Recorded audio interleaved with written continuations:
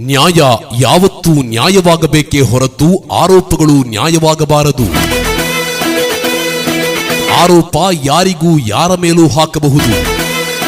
ಯಾವುದಾದರೂ ತನಿಖಾ ಸಂಸ್ಥೆ ಸಿದ್ದರಾಮಯ್ಯ ತಪ್ಪು ಮಾಡಿದ್ದಾರೆ ಎಂದು ವರದಿ ನೀಡಿದೆಯೇ? ಸಿದ್ದರಾಮಯ್ಯ ಮುಖ್ಯಮಂತ್ರಿಯಾದದ್ದು ಕೋಟಿಗಟ್ಟಲೆ ಮತದಾರರ ಮತದಾನದಿಂದ, ಕುದುರೆ ವ್ಯಾಪಾರದಿಂದಲ್ಲ. ಇತಿಹಾಸ ಅರಿತವನ ಕಣ್ಣ ಮುಂದೆ ತೇಲಿ ಬರಬಹುದು. ದೇವರಾಜ ಅರಸು ಅವರನ್ನ ಇಳಿಸಿದ ರೀತಿ, ಬಂಗಾರಪ್ಪನವರಿಗೆ ಮೋಸ, ಮೊಯ್ಲಿಯವರನ್ನ ಸ್ಟ್ಯಾಂಪ್ ಮಾಡಿದ್ದು, ಧರ್ಮಸಿಂಗ್ ರವರನ್ನ ಪತ್ರಗಳ ಬರೆದು ಆಟ. ಆದರೆ ಇದು ಸಿದ್ದರಾಮಯ್ಯ.